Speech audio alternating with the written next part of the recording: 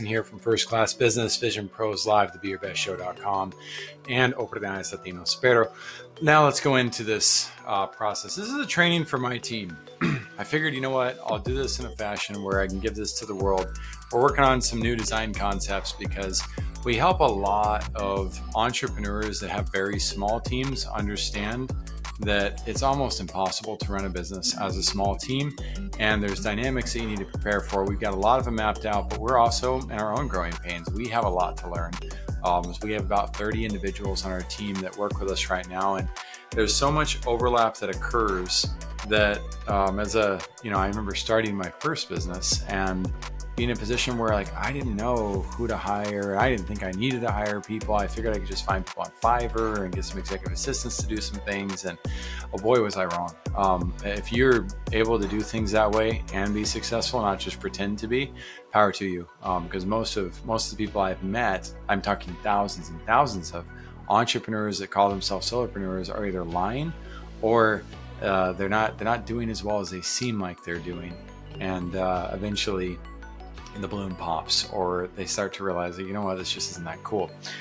We need to understand customer journey mapping and success. We need to understand who does what roles, etc. So we're going to dive right into that, and we're going to be looking at some existing designs in the market that I was drawn to, and shout out to and credit to everybody who created these, people like CustomerJourneyMarketer.com. Way to go. I love this. So this is about the journey stages that exist, from engagement and brand awareness to identifying problems and investigating solutions, etc. And that we need to make sure that we're influencing people. And how do we do that? I love how they highlight this, right? You can engage people, you can educate them, you can provide research for them as they're evaluating you. You want to be prepared for that as they're justifying working with you, diving into purchasing. Then there's the flip. All right, once somebody's purchased, they switch from being a prospect to a client, and then a new process builds out of them adopting your service or solution, retaining them, expanding with them, and expanding what it is they're using from you, upsells, cross-sells, downsells, etc., and then them becoming an advocate. And that can all be warped into one experience. It really it depends on the market. We're going to keep going, though. There's so much to talk about and learn about today, and it's really about personnel. That's where I want to drive towards, because across each of these phases, you either have to be the sole person trying to handle all of that psychology by yourself, and shifting gears constantly with who's coming in and who's in your next meeting. Everybody's going to come in a different position, and you have to be ready to receive them based on that, or you need a team. So as people go through the process, again, of sales and marketing it, and they become customers, then they move in towards fans, and they become advocates, and these cycles build on each other. You're welcome to slow down and look at these. I hope my team does. You guys are supposed to pause and take a look. I really like this. This got me closer to what I was looking for, because it talks about customer success is a team sport that needs better coaching, better rules, better scoring, and better playing fields. And you can see here, you got all these people who want you to pass them the ball. And this is focusing on customer experience. I thought that was interesting. And the customer, do you walk in and you talk to the bellhop, or do you talk to the person at the counter who's running the front desk? Do you go straight to the restaurant? Are you gonna get in trouble if you do that? Check your bags in first. There's so many realities, and in the hotel world, we understand that. In the digital marketing arenas, we don't have a concept of this. We're not very good at knowing, again, where to guide our clients or where to guide our prospects based on their experience. And too many solopreneurs think they can do it all. And we're going to ignore that reality. I'm not going to ignore it, because some of you need to hear that. You need to understand that it's just not appropriate. You're not meant to play soccer by yourself. Nobody's going to come and watch you do that. Right? And here's this coach over here, right? You got those coaches who shout at you, well, just do this, just do this. Or they tell you oh, well, do you feel centered today? They get in your head and they get you on these retainers. And most of these coaches are just like this bozo over here, just telling you what to do rather than understanding how to help you. They just know there's a lot of things they can help you with, but that does not make them effective. It doesn't make them productive, and it doesn't help you win at all. So mapping out customers and employee journeys, right? Emotions, cognitions, interesting behaviors. There's the who and there's the what, right? The things that we should help these people understand that exist. And then there's where, when, why, I really like how they designed this and the layers they're showing, that as simple as people want business to be, and as much as I like moving towards simplicity, we're trying to make something very complex simple. And so you have to also be willing to acknowledge the complex reality that, okay, even, and in this case, the employees have a different reason and motive for buying into the mission and being part of the leadership and the team and earning certain rewards like bonuses and compensation than the customers, which means you have to be able to be willing and able to intrigue, attract, and inspire these people based on what they need and these people based on what they need. And most business owners are awful, horrid, terrible at inspiring employees.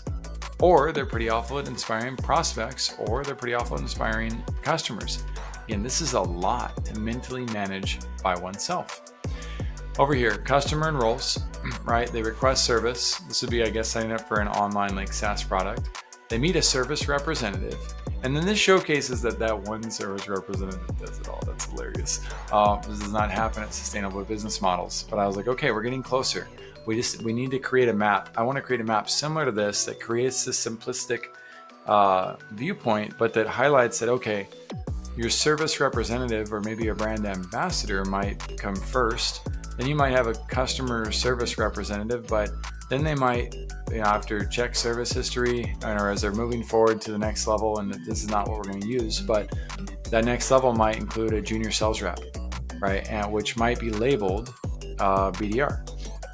Then they might move to an executive advisor, right? There's different people, and then they might move to an onboarding specialist. So I really like the simple nature of this breakdown for the purpose of what I'm looking to design and contribute to the market regarding this, and teach our clients, like, this is why we need you out of these roles, client. You can't do these on your own. It's absolutely nuts to try. I like this one too. The only centricity you have is running around in circles, chasing data, insights, and value. In other words, there is no centricity, right? And this is an oversimplified version of, look, you got all these systems baked without that you're supposed to be using. You got meetings and spreadsheets and goals and PowerPoints, and you got a marketing department. You got a product. You got a design team. By the way, those also connect together too. Research, service, you got an advertising team, you got a sales team, you got an operations team, you got a fulfillment team. So we're like, all right, this is good. And we're getting again to explore the depths of different complexities that exist regarding all this that we just can't afford to ignore as people who want to build businesses at scale. Benefits of customer journey, right? This walks you through a little bit of better understanding of the customer emotions. Why do we need this stuff, right? We want to understand our customers' emotions, analyze the stumbling blocks in products and services. We need to find out what's going to cause them to feel confusion or prevent them from having a great experience with either the product or the service or both. Improving employee and customer satisfaction. How do we do that? Making sure that they have a great experience in their journey. And creating united teams. This is another reason why we map out and explore customer journeys. So the modern customer journey, as it talks about, and it says modern, that's just a buzzword, but awareness, engagement, onboarding. Oh, that's weird. It goes in a funky order. Awareness, engagement, conversion, onboarding, service and support, retention, and referrals. And this breaks down some elements, let's see here, that are more modern, right? Through an ad or social media, websites, word of mouth. They consume your content, chat with your bot, sign up for more details, and request a callback from you. These are really important, ingenious elements that some of you are like going to be able to eat up, like, oh my gosh, I know exactly what to do this. And some of you are probably feeling like, man, where is this leading? If you're feeling overwhelmed right now, just go away. This is an overwhelming process. It's supposed to be, and I'm going to explore it in depth for those who need the depth aspects of it. So your sales team explains the product further and makes them aware of the benefit. That's stupid. No, I shouldn't say it's stupid.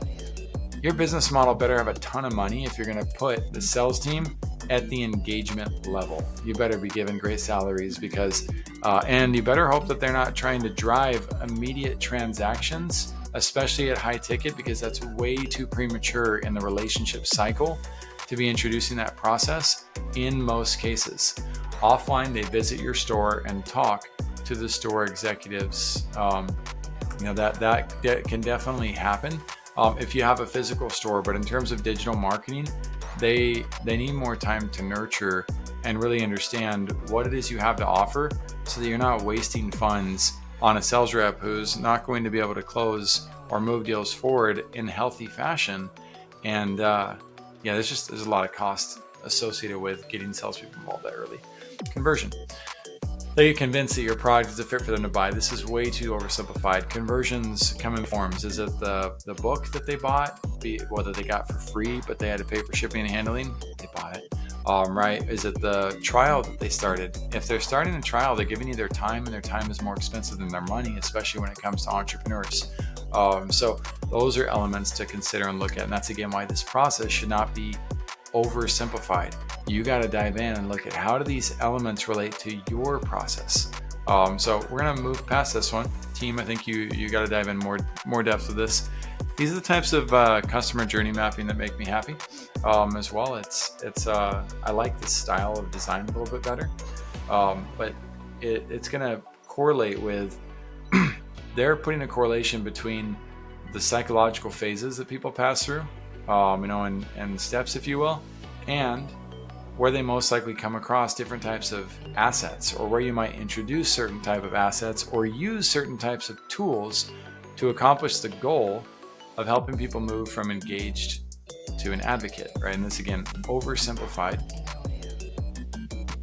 There we go, right? Awareness, consideration, purchase, service, loyalty, expansion, much more thorough. And can you use a chatbot at the awareness level? Yes, you can, right? And you probably should. If your brand is already at the financial phase to be able to afford that. Why? You want to continue to create as much opportunity for alignment as possible with those who are coming across your brand, to either get them to move towards your brand or to get them to move away. You are both the guardians who protect the entity, the gatekeepers who, I said both, the gatekeepers who keep people out, but also you're the welcome personnel. You're the people who let people in and are excited for people to come and join us that are the right types of individuals. And I say people, it could be an automated chatbot. The radio, the TV ads, the print ads, word of mouth. And again, can you do radio ads and TV ads with the intent of reminding your loyal customers? Absolutely. Restaurants do this all the time, and there's a lot of successful restaurants out there that you can learn from in regards to how are they doing that. So these digital and physical touch points being divided like this, another very cool way of presenting a lot of complex data and combining really like 4 different subject areas into a simple to understand reality that's definitely not simple to execute or implement. But if it was simple, everybody would do it and everybody would be winning. The SDR and the AE, the sales direct representative, not the assistant to the executive, the account executive, right? And what do they do and why do they exist? And it shows them divided into, you have to be divided into, or I got to keep going. BDR versus SR, same thing. I go fast on this because I got a call right now that I got to jump onto. I like this circular team structure as well, and how it points out that execs are kind of in the middle. It takes that org board in a new direction, and this takes it to another notch as well. And then this one, I was like, oh, wow, that's really cool and neat way to look at org boards in a different way. But we want to help more entrepreneurs realize that entrepreneurship is a team sport. And that if you don't have somebody guiding you on team dynamics and how to move forward with teams, then you need to find somebody, whether it's us or somebody else. If you want to build something sustainable and amazing, you got to start exploring and evolving towards the abundance of realizing that 1 + 1 often equals 11. When you bring the right people and you bring the next right person in, 1 + 1 + 1 is 111. There's so many opportunities for growth, but I've never been able to grow without teams. And I'm excited about all the depth that we're moving into in 2025, into exploring how do we add clarity and structure to teams in a way that uplifts and expands and allows our entrepreneurs to continue to let go of things that they should not be doing, so they can focus on this giant role in the middle of either CEO or CVO. In most cases, Chief Visionary Officer is a role they need to be executing. And if you found value in this, let me know. If you didn't, also let me know in the comments. If you have questions or a specific route you'd like me to explore, I can do that. This was very broad in general, and I'm going to be learning a lot from this myself over the coming